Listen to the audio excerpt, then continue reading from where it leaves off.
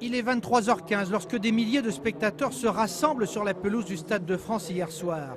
Non pas pour fêter la victoire des Bleus contre l'Allemagne, mais parce que leur vie est en danger à l'extérieur du stade après les 3 explosions entendues par une grande partie du public en première mi-temps. L'explosion était vraiment, on a vraiment entendu, ça a tremblé sur l'estrade, ça a vraiment tremblé. Et on était juste là. Première détonation, il est 21h16. Le public ne comprend pas. 21h19. Deuxième détonation, le regard de Patrice Evra en dit un peu plus sur l'inquiétude qui grandit.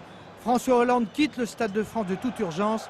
Le chef de l'État apprend que 3 kamikazes se sont fait exploser aux abords immédiats du stade. Je traversais et directement, boum, ça a explosé devant moi. Donc tout est parti en éclats, j'ai ressenti les projectiles et tout. Je suis tombé, je me suis relevé.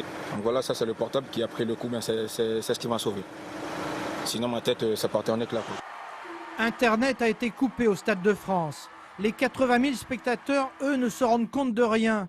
D'autant qu'Olivier Giroud ouvre la marque face à l'Allemagne après un débordement magique d'Anthony Martial. À la mi-temps, certains commencent quand même à avoir peur.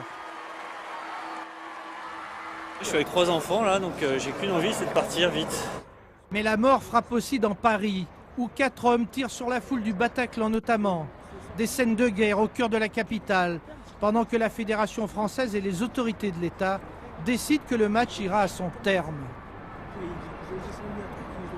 Pour nous, l'important était d'éviter la panique. Vous savez, quand un incident comme ça se produit, on regarde ce stade immense avec tout près de 80 000 personnes et comment les gens peuvent sortir du stade sans être en danger. 86e minute, sur un centre de Matuidi, André-Pierre Gignac catapulte une tête géniale dans le but de Manuel Neuer. 2-0. Le Stade de France exulte pendant que Paris vit les heures les plus sanglantes de son histoire. 23h, la foule veut quitter le Stade de France, mais la sécurité n'est pas garantie. Écartez-vous des grilles, monsieur.